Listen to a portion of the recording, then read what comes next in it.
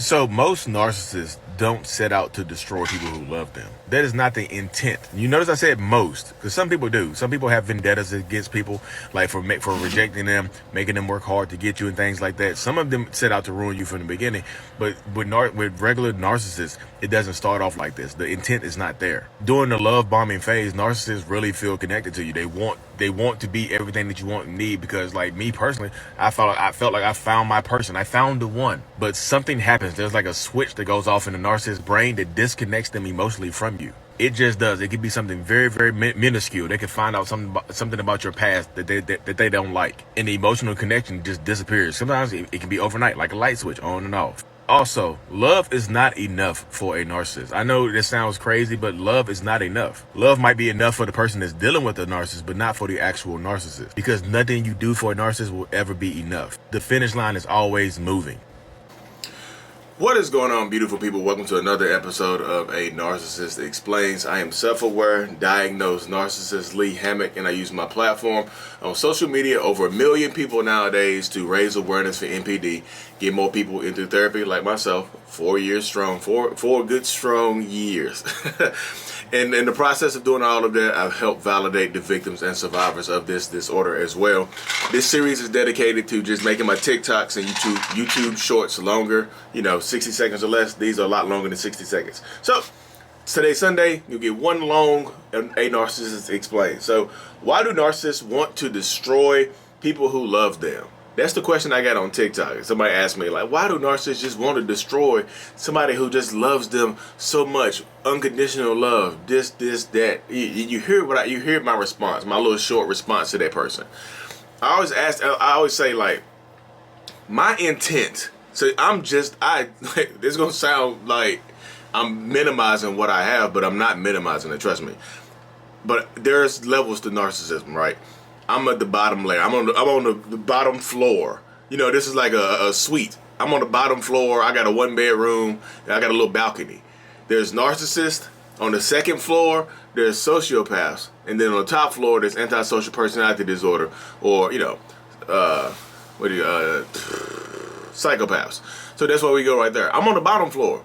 So your regular run-of-the-mill narcissist, like myself,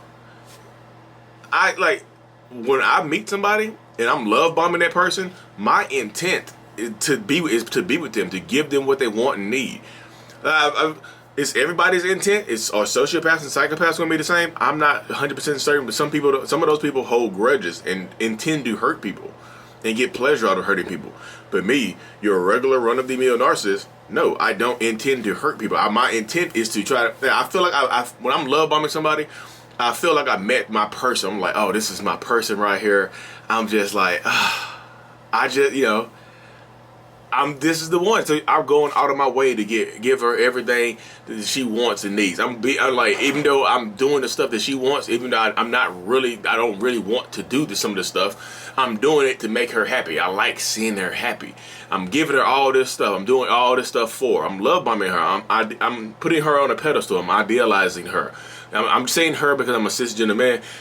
Women can be narcissists, There's the scope. There's non-binary narcissists. There's a scope there. But my intent was never to just like, I'm going to trick this girl into loving me, get what I want from her, and leave her alone. That's what I'm going to do. That's never my intent. But like I said in the video, there's a switch that goes off in narcissists. Once the love bombing stops and the devaluation stage begins, there's a literal switch, like a moment in time. I don't know what, anything can cause it. And the lights go off. That love bombing light, that idealization light that's shining so brightly, that thing goes off. It flickers off just like, it flickers off just like this. Boop. And now you're in the darkness of the relationship. The devaluation stage has begun. See, this is the love bombing stage right here. The light is on me. The light is on you. We are lit up together. But when the devaluation stage starts to come, the light goes off. And I can't, y'all, I just remember my wife told me something about her past, and it set me off. This is before we were married. This is when we was still boyfriend, girlfriend. Just getting started dating, actually. And it just set me off. My mind flipped off. I was like, oh my goodness, you're not who I thought you were. And it wasn't, it just how my mind works. I'm like, you're not who I thought you were. Love bombing, downhill from there.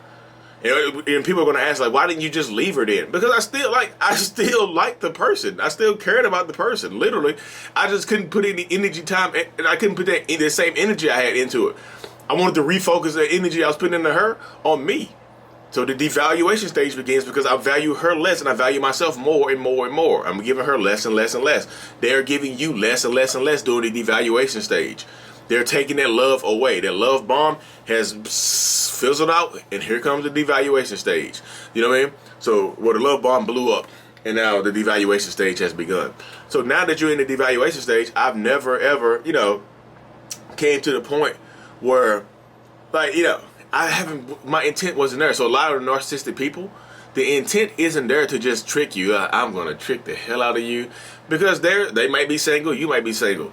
And y'all might be in a long-term 10-year relationship. 10 years of tricking you? I just I tricked you for 10 years. It just,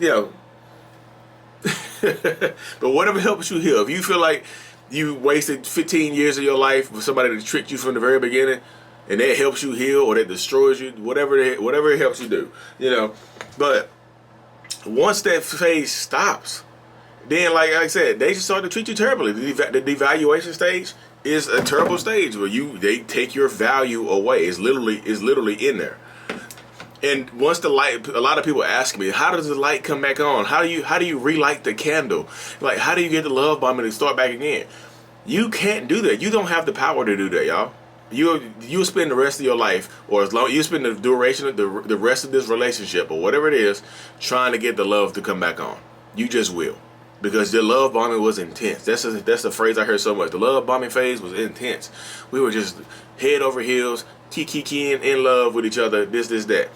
And that's where it goes. The love bombing phase was intense, and that's literally how it goes right there. So when it's intense, you want to get it back. So you spend the potential is there. So you spend so much time trying to get the potential back. I want to get. Where's the person I fell in love with? Where did they go? So you spend so much time trying to get that back, and you don't want to let go because you know the potential of their love bombing phase. You don't want to imagine them giving that love, giving them cheek clappers to somebody else. So you just fight harder, and you lose yourself.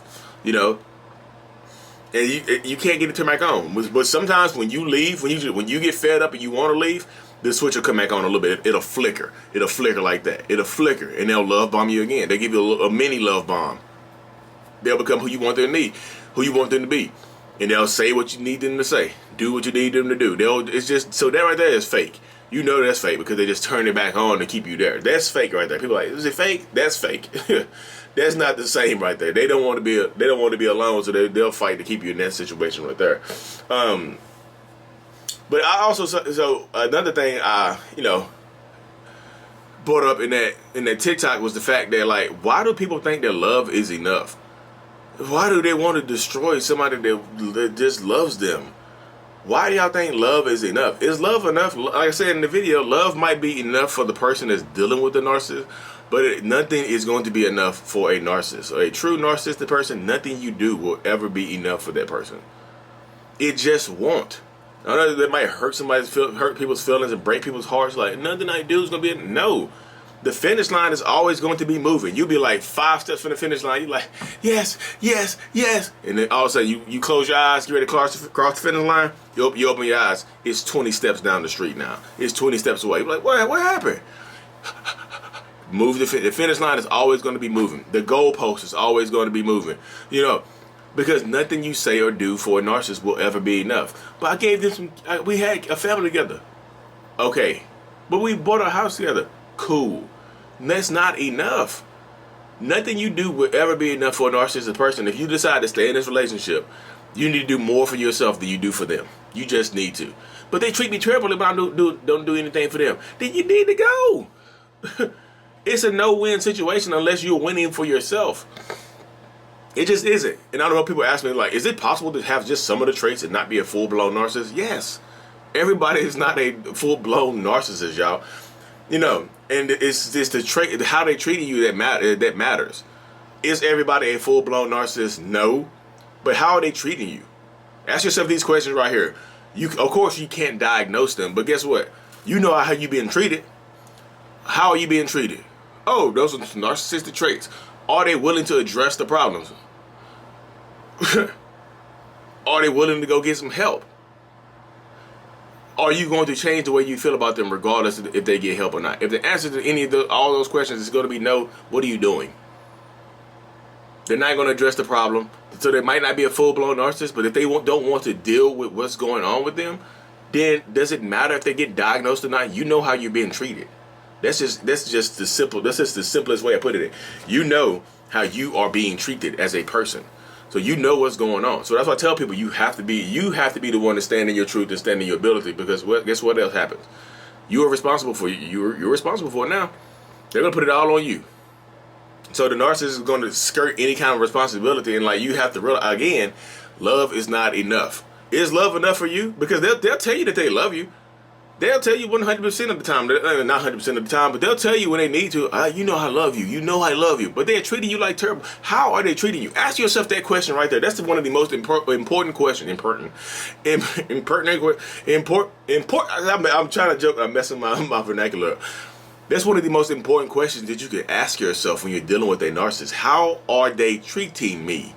How are they treating their friends? How are they treating their kids? How are they treating people? If you go into a relationship, so this is the thing that really fires me up right here. This is one of my triggers. When y'all willingly get into relationships with people who just, they neglect their kids, or they're just willingly not in their kids' lives. Hey, I got 3 kids. I don't take care of none of them. Ooh, I love you. I love the sound of that. What? How's that attractive?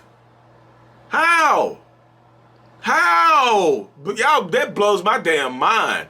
I don't think y'all understand how angry I get when I hear people say that to me. They're just like, well, I knew they didn't take care of their kids because they had 3 or 4 of them and they were not in their lives at all. That should have been a red flag. So they had 4 kids that they just completely just discarded. But you're different, right? You're more important than their own flesh and blood, correct? Cool. Red flags, y'all. If people don't take care of their kids, they're not going to take care of their significant other. That's just how it goes, y'all. It really is. But in conclusion, love is not enough for a narcissist. Nothing you do for a narcissist will ever be enough. I know people are going to ask me like, what about your wife though? What if your wife saw this video and realized that nothing she does will ever be enough? Why do y'all think I'm just your average run-of-the-mill narcissist? I've been putting in the work. I've been in therapy for X amount of years. I've been doing me. I've been putting in the work to be better. I love my wife. And you can ask her, how is he treating you? He treats me like he loves me. Yeah, she does live videos. People go, I want to hear your wife's point of view. She has a whole playlist of live videos that she done on my page. Takes one scroll. Anyways, y'all, like and subscribe for more. Protect your peace. Mental illness is out. Peace.